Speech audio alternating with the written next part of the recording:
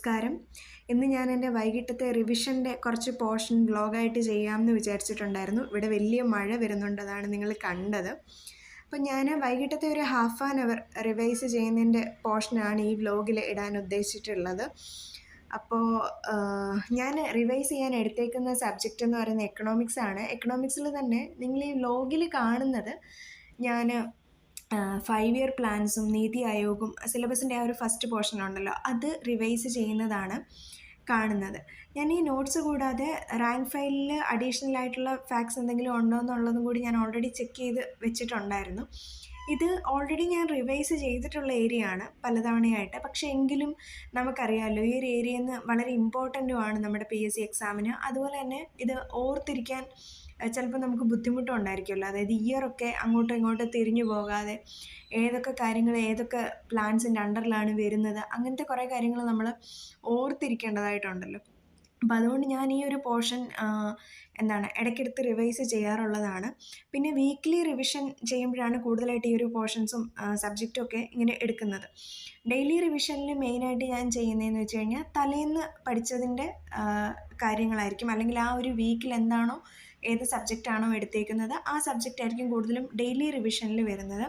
പിന്നെ വീക്കിലി നമ്മൾ ഇരിക്കുമ്പോഴായിരിക്കും ഓൾറെഡി തീർത്ത സബ്ജക്ട്സും നമുക്ക് കുറച്ചും കൂടെ നമ്മൾ വിട്ടുപോകുന്നതായിട്ടുള്ള ഏരിയയുമൊക്കെ വീണ്ടും വീണ്ടും എടുത്ത് റിവൈസ് ചെയ്യുന്നത് സാറ്റർഡേ സൺഡേസിലൊക്കെ ആയിരിക്കും.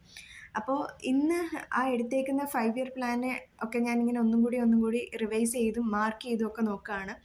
എനിക്കാണെന്നുണ്ടെങ്കിൽ റിവൈസ് ചെയ്യുകയാണെന്നുണ്ടെങ്കിലും പഠിക്കുകയാണെന്നുണ്ടെങ്കിലും ഒക്കെ എനിക്ക് ചെറിയ ചെറിയ കുറിപ്പുകൾ അപ്പോഴും വേണം. നമ്മളിപ്പോൾ ഓൾറെഡി പഠിച്ചു വെച്ചേക്കുന്ന കാര്യമായിരിക്കും, പക്ഷേ എന്നാലും ഞാനിങ്ങനെ ചെറുതായിട്ടിങ്ങനെ അത് കുറിച്ച് പോകും സൈഡിൽ. ഇപ്പോൾ ഞാൻ എടുത്ത ഡിജിറ്റൽ പാഠിനകത്ത് ഞാൻ അങ്ങനെ ചെയ്യും, ചെറുതായിട്ടിങ്ങനെ കുറിച്ച് വെക്കും.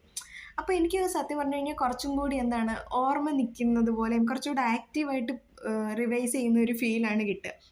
നിങ്ങളെങ്ങനെയാണെന്ന് പറയണേ? ഇങ്ങനെ സൈഡിൽ ഇങ്ങനെ ചെറുതായിട്ട് കുറിച്ച് പോവോ, അതോ ഇങ്ങനെ ഉറക്കെ വായിച്ച് പഠിക്കുകയാണോ, അതോ സൈലൻ്റായിട്ട് ഒന്നും ചെയ്യില്ല, സൈലൻ്റായിട്ട് കാമായിട്ട് ഇങ്ങനെ റീഡ് ചെയ്യുന്ന ടൈപ്പ് ആളുകളാണോ? എങ്ങനെയാണെന്ന് കമൻറ്റ് ചെയ്യണേ.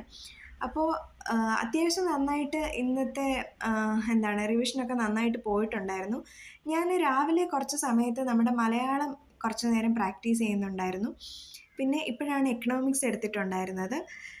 ഇതൊരു ഹാഫ് ആൻ അവർ ആണ് ഞാൻ സത്യത്തിൽ റിവൈസ് ചെയ്യാൻ എടുത്തിട്ടുണ്ടായിരുന്നത്. അതിൽ ക്ലിക്ക് ചെയ്ത് കഴിഞ്ഞാൽ ക്വസ്റ്റ്യൻസ് കാണാനെ കൊണ്ട് പറ്റും.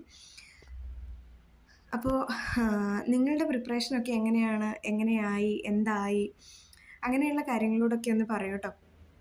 പിന്നെ നമ്മൾ പഠിച്ചുകൊണ്ടിരുന്നതിനിടയിൽ നമ്മൾ ആദ്യം കാണിച്ചിട്ടുണ്ടായിരുന്ന നമ്മുടെ മഴക്കോളില്ലേ, അത് അങ്ങോട്ട് പെയ്തിട്ടുണ്ടായിരുന്നു. അത് പെയ്ത് തകർക്കുന്നുണ്ട് പുറത്ത്. ഞാൻ അതിൻ്റെ വീഡിയോ ഇവിടെ കാണിക്കാം കേട്ടോ.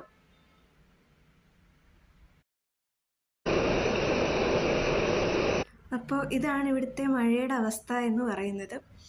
അപ്പോൾ ഇന്നത്തെ എൻ്റെ ഈ ഒരു ചെറിയ വ്ലോഗ് എന്ന് പറയുന്നത് ഞാനിന്ന് റിവിഷൻ ചെയ്യുന്നതിൻ്റെ ചെറിയൊരു പാർട്ടായിരുന്നു കാണിച്ചിട്ടുണ്ടായിരുന്നത്. അപ്പോൾ വീഡിയോയും ചാനലും ഒക്കെ ഇഷ്ടമായാൽ സബ്സ്ക്രൈബ് ചെയ്യാനും ഷെയർ ചെയ്യാനും ലൈക്ക് ചെയ്യാനും ഒന്നും മറക്കാതിരിക്കുക. പിന്നീട് നമ്മൾ SCERTൻ്റെ കുറച്ച് ക്ലാസ്സും നമ്മുടെ ചാനലിൽ ഇട്ടിട്ടുണ്ട്, അതും താല്പര്യമുള്ളവർക്ക് കാണാം കേട്ടോ.